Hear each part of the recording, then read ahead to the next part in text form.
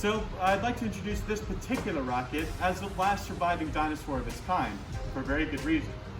If you know your history about the Apollo missions, you know that Apollo 17 was their last mission to the moon at the end of 1972, which they didn't know this until a week before it was scheduled to launch.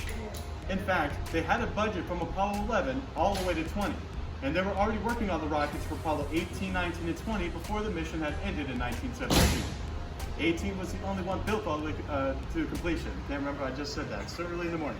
So yes, 18 out of those 3 rockets built all the way to completion, whereas a couple months later, in 1973, that's whenever they gathered the first 2 pieces of Apollo 18's rocket to launch Skylab into orbit. Which, if you've been through Starship Gallery either today or sometime in the past, you may have already been through Skylab. That's that module that has that creepy spinning mannequin inside. So 2 years later, going into 1975, that's whenever they gathered all the functioning pieces of the Saturn V rocket out of those 3, putting it on a barge from Louisiana and bringing it over here to set up outside as Rocket Park.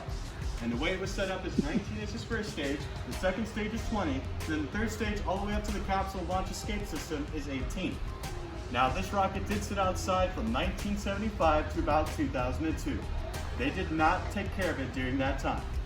There was pieces of it laying on the ground as it fell apart, there was no paint left on it, and there were animals living inside of it. Wow. So it was very sad to look at. And a lot of people felt the same way in the area.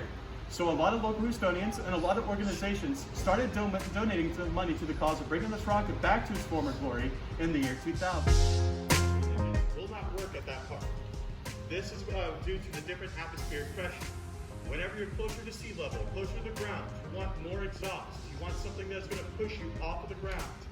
Well, as you get further up into space, that exhaust is not going to work out very well.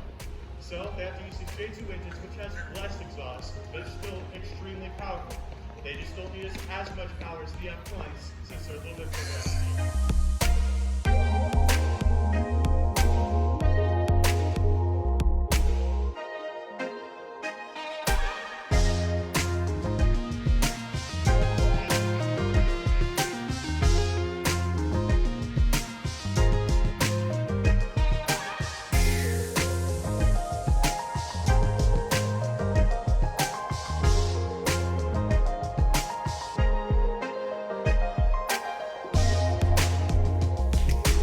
We got 3 choices.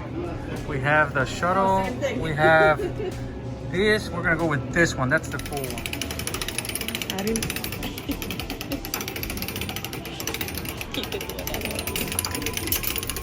Oh wow. Look at that.